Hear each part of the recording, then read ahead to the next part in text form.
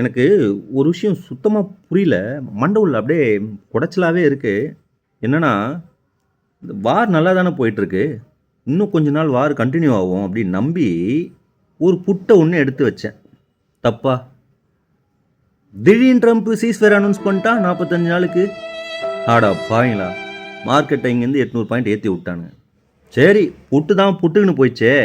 மார்க்கெட்ட ஏத்திட்டீங்களே, இங்கேருந்து அப்படியே மேல மேல மேல மேல போகும்ன்னு சொல்லிட்டு அங்கே போய் ஒரு காலை வாங்கினா, எவ்ரி 1 ஹவருக்கு ட்விட்டர் போடுறது, பாம போடுறதுன்னு போட்டு போட்டு கடைசியில் ஏன் தள்ள பாம போட்டிங்களேடா. எனக்கு புரியல, எனக்கு சத்தியமா ஒரு விஷயம் சுத்தமாக புரியல. எனக்கு இன்னும் ஒரு டவுட்டு கொஞ்ச நாளா. என்னன்னா, இந்த வாரையே நான் தான் கண்ட்ரோல் பண்ணுறேன்னு நினைக்கிறேன். ஆமாம், பின்ன என்ன? புட்டு எடுத்தால் சீஸ்வேர் அனௌன்ஸ் பண்ணுறீங்க, கால் எடுத்தால் கண்டினியூன்றீங்க. அப்போ அந்த டவுட் வருமா வராதா? கரெக்டு தானேங்க? நாங்கள் ஆசைப்பட்டேன் அப்படி வார் டைமில் போய் ஏதோ ஒரு 10 ரூபா சம்பாதிக்கலான்னு ட்ரேட் எடுத்தேன். இது ஒரு பெரிய குத்தமா? இந்த வாரம் ஃபுல்லாக அப்படியே டெரராகவே வச்சுருக்கானுங்க. இந்த அடிக்கிறம்பார், அவன் கதையை முடிகிறம்பார், காலைல 5 மணிக்கெலாம் மிசைலை விடுறம்பார், பாம்பை போகிறம்பார், சிவிலைசேஷனை முடிகிறம்பார்னு கடைசியில் வந்து சமாதான புறா சீஸ்பயர். ஆடா பாடா போன ட்ரம்ப்பு.